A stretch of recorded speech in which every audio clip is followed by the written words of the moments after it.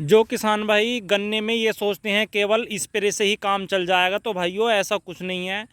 बहुत से किसान भाइयों के मेरे पे फ़ोन आते हैं कि भाई मैंने 2 स्प्रे दे दिए, 3 स्प्रे दे दिए, लेकिन हमारा गन्ना ग्रोथ अच्छी नहीं कर पा रहा और ना ही गन्ने ने कल्ले करे। भाइयों किसान भाई क्या करते हैं, जड़ पे काम नहीं करते। अगर आप गन्ने में जड़ पे काम नहीं करोगे तो भाइयों वो पैदावार आपको नहीं मिलेगी। अब जैसे ये किसान भाई है, ये खेत जो है 16 मई का लगा हुआ है। इन किसान भाई का पहले तो ये देख लो, ये देखिए कल्ले कितने शानदार हैं। हर एक उसमें आपको कल्ले मिलेंगे, ये देखिए 5-5 6-6 कल्ले हर एक में, ये देखिए हर एक में 5-5 6-6 कल्ले मिलेंगे, ये देखिए। और इन्होंने जो है शुरू से ही जड़ पे काम किया है। इन्होंने नीचे बुआई में तो एनपीके लगाया ही था, लेकिन भाइयों इन्होंने पहले पानी पर ही कैल्शियम नाइट्रेट भी दिया और पोटेशियम ह्यूमेट भी दिया। किसान भाई ह्यूमिक एसिड बहुत ही कम लगाते हैं, कुछ किसान भाई तो लगाते ही नहीं, और ये कहते हैं नहीं हमारा तो एनपीके से ही काम चल जाएगा। और एनपीके के इतने बैग लगा देते हैं, एक एक एकड़ में 3-3 बैग गन्ने में, इतना खर्चा लगा के भी, और गन्ना ये कहता अभी गन्ना होने को तैयार नहीं है। तो भाइयों लागत लगाओ लेकिन हिसाब से, टाइमिंग से।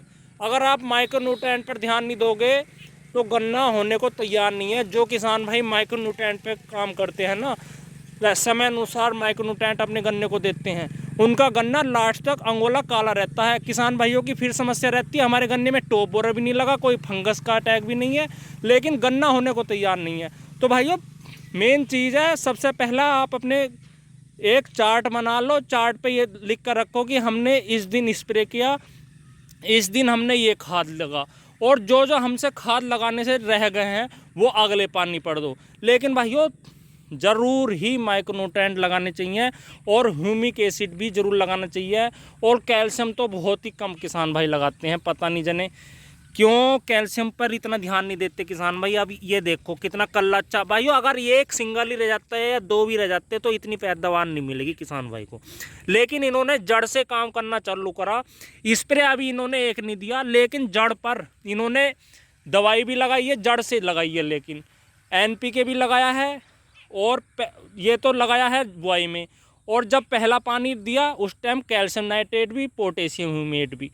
तो भाइयों ये चीज़ें ज़रूर लगाओ। और इन्होंने भाइयों मैग्नीशियम भी लगा दिया है इस खेत में, सल्फ़र भी लगा दिया है, मतलब जो ज़रूरी चीज़ें हैं वो सब लगा दी हैं।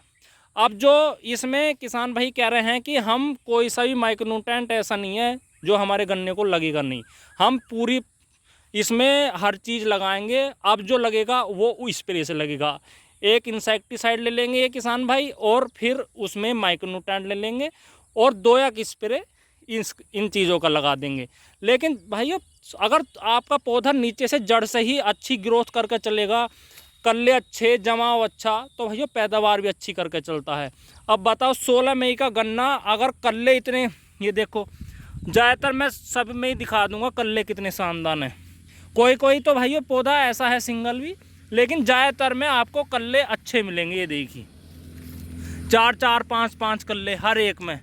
तो इन्होंने किसान भाई ने शुरू से ही सही मेंटेन करके ये अपने खेत में लागत दे रहे हैं, और कोई अनाधुंध वाली लागत नहीं है।